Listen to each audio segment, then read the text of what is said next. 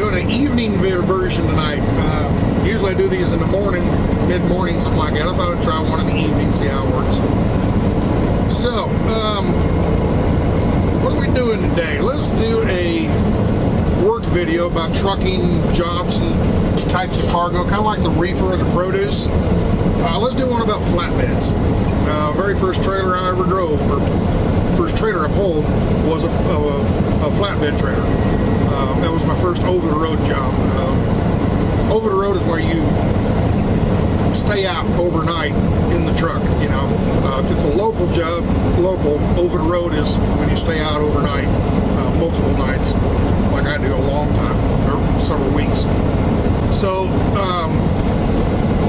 anyway, the very first trailer I had was a flatbed, and it was like this one, and I pulled it with a Kenworth like this white Kenworth. Mine was green, about this color green here, kind of a forest green. So anyway, that was my first truck, and it had a side kit on it. I'll explain the side kits in a second. First, I think I ought to explain the different kinds of flatbeds. Not all flatbeds are created equal. This is a regular flatbed. This is what they call a step deck. It's a flatbed, but it's a step deck flatbed. And this is a double drop flatbed. Okay, it drops in the front, and it comes back up in the back. So on either end, it drops in either end. It goes. It's a really low profile, really low to the ground. You can haul real tall product on it. You see those a lot hauling big panes of glass, things like that. Big disc, propeller blades for airplanes, things like that. So anyway, and then this here is what they call an RGN. You talk to most RGN guys and you say, oh, you pull a flatbed. No, I pull an RGN. They want to distinguish themselves from a flatbed. I don't know why. To me, it looks like a flatbed. I mean, it's open, cargo sits on top of it, you know. But I know it's not a flatbed. It's in the same category as flatbeds. But they like to call themselves RGNs. I pull an RGN. I don't pull a flatbed. So I don't understand it, but that's them. So, all right, a step deck. You have an upper platform and a lower platform, and it's more versatile than a flatbed. A regular flatbed, everything's on one level. A step deck, you can hold all kinds of different kind of product with it, things that are taller, but still haul flatbed type material. If you'll put lumber on there, you can still hold lumber on it. When you start getting into your double drops have a lot more structure and stuff underneath them, and they're heavier. So a lot of the companies that want to haul cargo that's flatbed related, you know, lumber, sheetrock, steel pipe, you know, that kind of stuff, they want to haul a certain amount, or they want to ship a certain amount of weight. And when you have a double drop, a lot of times they can't handle all the weight because the trailer weighs too much. So whereas you could go in and haul 50,000 pounds of sheetrock on a flatbed, you can only haul maybe 44 or 45,000 pounds of sheetrock on a double drop because the trailer itself weighs more. So they don't want to load it. They're used to loading flatbeds. That's what they order. So step decks, you can still load sheetrock on a step deck because they're not a whole lot. They're a little bit heavier, but not a lot. But a double drop, they get quite a bit heavier. So that's one of the reasons, or the differences of those kinds of trailers. When you get to an RGN, an RGN, this is a gooseneck. Okay, this is a gooseneck for a pickup. All right, and when you step it up to a semi size, this is a gooseneck for a semi. And the gooseneck is always in the way for the kind of cargo you want to haul with it. The kind of cargo you want to haul is usually machinery, bulldozers, high loaders, track hoes, you know, just the kind of construction equipment usually. And an RGN, you take the RGN stands for removable gooseneck. You take the gooseneck off. Now there's nothing in the way. You can drive your vehicle right up on top of it. Then put the gooseneck back on, lift it up, down the road you go. So RGN is a little bit different than regular flatbeds. So, but it's still kind of in that flatbed category. So,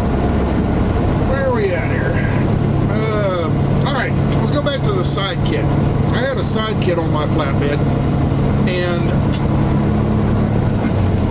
basically a side kit's a tarping type system, okay? You can have a flatbed and just throw tarps on top of your product, whatever it is, and strap it and chain it down, throw tarps and bungee cord it, and you're done. And that's fine. But a lot of product is real pointy, or a lot of sharp edges and stuff, and it'll tear your tarps up. As you're going down the road, the wind flops and it'll cut. Eventually, it rips the tarp in half, and you got big holes and you got to repair it. It's a headache. So you save your good tarps for stuff that needs to really be watertight. Steel, sheetrock, lumber, just different kinds of stuff. You don't want any water on it. So you save your good tarps for that kind of load. When you have a load of steel that has sharp edges and stuff, you usually have a second set of ratty tarps, and you throw those on there. Well, you got holes in them though, and then water gets on them. So you think, well, how are you going to solve this problem? You got these bad tarps, got holes on them, and they rip, they leak water everywhere. How are you going to solve that? Well, somebody come up with the idea, why don't we build these little false walls on each side, and then put a bow across, and then put the tarp on top of the bow, almost like the roof on top of a rafter. That's a pretty good idea. So how they work is they make these special stakes, and you put the stakes in the stake pockets. Every 2 foot there's a stake pocket. So every other stake pocket, 4 foot, you put a stake in. And the stake, as you can see right here, has these little grooves and notches and places. And you can put boards inside there. So you put a stake here and a stake there, 4 foot apart, and you put a 4 foot by 4 foot piece of plywood in between it, and it makes a wall. And then you put bows across the top, and you can see how the bow hole goes into this hole right here. And a bow goes across the top, and then you have a special tarp just for the kit, and it goes on the top. And that works really good. But they're a lot of work to put up and down and everything. And somebody come up with a different design, and it's called a Conestoga trailer. Okay, Conestoga Tarping system, I should say. Conestoga is a brand name. I don't know. I guess they're called accordion tops, or I don't know. I don't know what the name of the tarping system is. But Conestoga is a company that I think they invented it, or they're just the leader in the industry, I guess. I'm not sure. I never had a Conestoga, so I don't know. I don't know a lot about them. I see them going around down the road all the time. 30 years ago, you didn't see them. They weren't invented yet.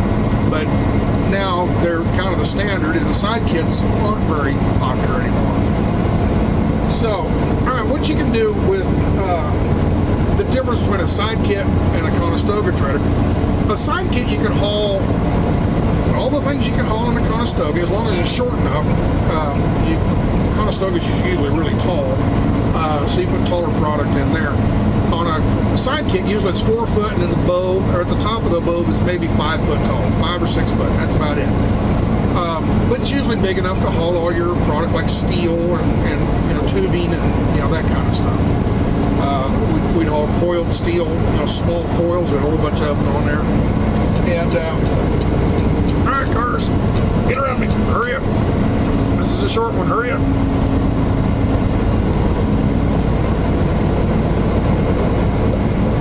So, anyway, the side kits were good for also hauling bulk material.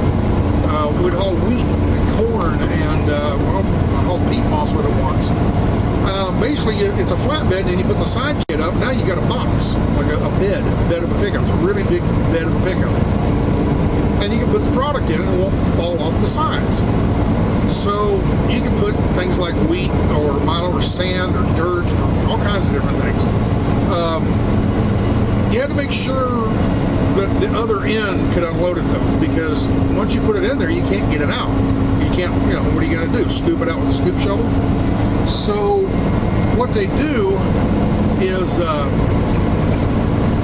like grain, you haul grain to a grain elevator. You know that other end has this, what they call a hoist. A hoist is, you pull the truck up on it, and it's a scale. You weigh the truck right there, and then that whole scale, here you pull the truck on, and then that whole scale lifts up like this. And as it lifts up, all the product slides out the back. Okay, well, that's called a truck hoist, and that's how you'd unload wheat, milo, and corn, and just different things like that. The peat moss, when we hauled that, they didn't have one of those lifts. They unloaded it with you back up to a dock, and a bobcat ran in and scooped it out. And then once he got most of it out, you swept the rest of it out with a broom and a scoop shovel. We didn't do that very often. So, what else can you haul with this? Oh, you can haul cattle. Yeah, I hauled cattle on a flatbed. Yeah, I did. Cattle on a flatbed. Not a lot of cattle. It was, I think, about 20 head of calves. And the boss man had his own personal calves, and he had sold them to somebody over in Kansas City. So we needed to get them from there down to Kansas City. And I just happened to be around. He didn't pick me. I just happened to be the guy that was available. So we go out there and we put a side kit up. We didn't put the whole side kit up, the whole trailer. It was a 48-foot long trailer. We just put about 10 foot up, and brought the back around and just made a little pin up in the nose of the trailer. And we run the cattle up in there, chained them, closed the gate, chained them in. We didn't put a tarp on it or nothing like that. And I just drove gentle all the way to Kansas City, a couple hours. I got down there to Kansas City, we unloaded them. So I'm sitting there telling people, yeah, I hauled cattle on a flatbed. What? Oh, gosh, you never did. Yeah, I did. Well, how'd you keep them on there? I said, you'd nail down their hooves. So, anyway, yeah, I did haul cattle on a flatbed. Had a side kit, a little pin, basically. Anyway, what else? Okay, so the Conestoga trailers, you can haul different kinds, like for instance these rolls of paper. You see how you can stack them on end? I think this is a display showing different styles of way you can load these trailers. It's probably a sale brochure. The ones on the back are stacked on end like a can. The ones upside are on their side, and if you hit the brakes, they would roll forward, wouldn't they? Those are called suicide. You're loading them suicide that way.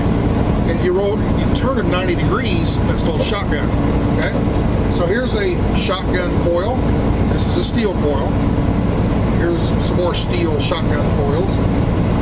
And then here is suicide. And you think, well, why would they call that suicide? Does that answer your question? He didn't chain them down good enough. I don't think a suicide is any more dangerous than shotgun. You just have to make sure you chain everything down better. And so anyway, let's see. What else? Oh, coils of wire. And this is big coils of wire here. We used to haul a lot of these kind of things. There was a company in St. Joe that made the wire, and we'd haul it around to different parts of the country that made things out of wire. Reinforcement wire. Think of wire they put in concrete. Concrete, you can put rebar in there, or you can put reinforcement wire, like a lattice work.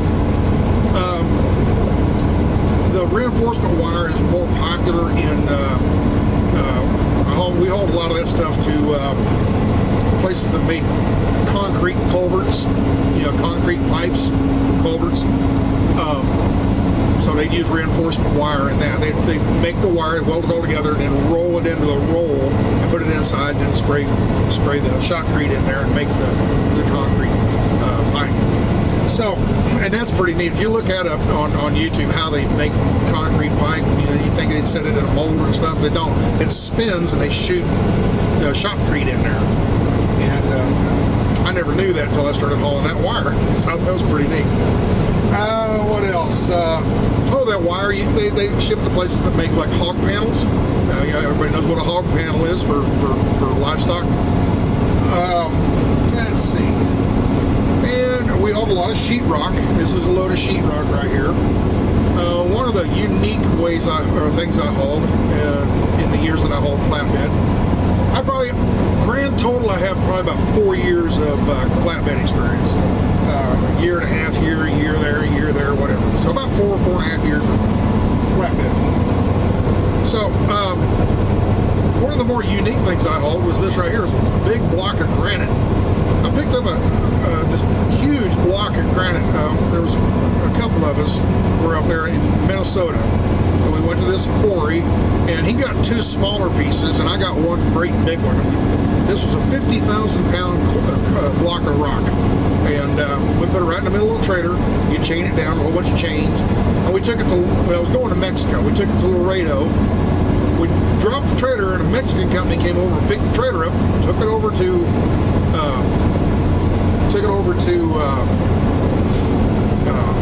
Mexico.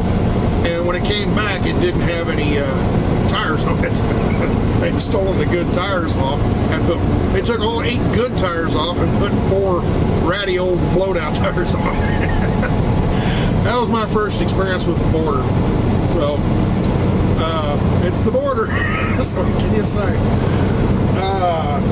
What else? Oh wow, this is neat. Here, haul cattle. What other kind of livestock can you haul on a flatbed? Chickens. This is a chicken truck. So, I turned my headlights on.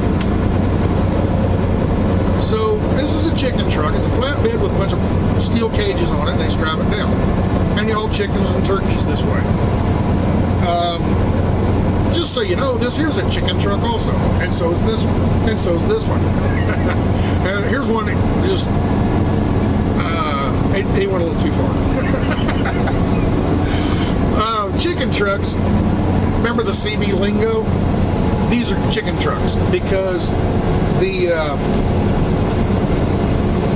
guys would haul chickens on these old ratty, nasty old flatbed trucks, and just local drivers going from the hen houses to the slaughterhouse, and they're just old, nasty, junky old trucks. And then you have live chickens on the old nasty trucks. Well, then they go through the slaughterhouse and they come out and they're dead chickens in boxes on ice or frozen or whatever, and they put them on reefers. Well, a lot of these reefer guys would really doll their trucks up real pretty, all kinds of lights everywhere. And they driving down the road, what do you got on today, driver? I got chickens. Oh, you're a chicken truck. Oh, and it became a joke about chicken trucks. So this is a chicken truck, and this is a chicken truck. Okay, this has got live chickens. This has got dead chickens. So, that's like I said, it's the CB lingo thing. And yes, I had a chicken truck. My last truck, not this one, but the one I had right before this. I sold it about a year ago. Was this one. I had a Kenworth with a spread axle reefer, and it was pretty nice. I mean, it wasn't show quality, but I was pretty proud of it. I liked it. That was one of the nicest trucks I've ever had. I really liked it. It looked good. I got compliments all the time. I get compliments on this truck all the time simply because it's a big sleeper, but that one there, I got compliments because they thought it looked good. So, yeah, anyway. Alright. I think I'm going to do another video someday about all my different trucks that I've owned. This is number 6, I think. 1, 2, 3, 4, 5. This is number 5. No, this is number 6. It's number 6. So anyway, that's flatbeds. There's a lot more to it, but this video's getting so long, I better cut it off. So, one of the other, I think, what else? I don't know. My mind is going. Anyway, hope you enjoyed that. We'll edit this all up and get it out to you hopefully tomorrow. And I got a lot of editing to do tonight. So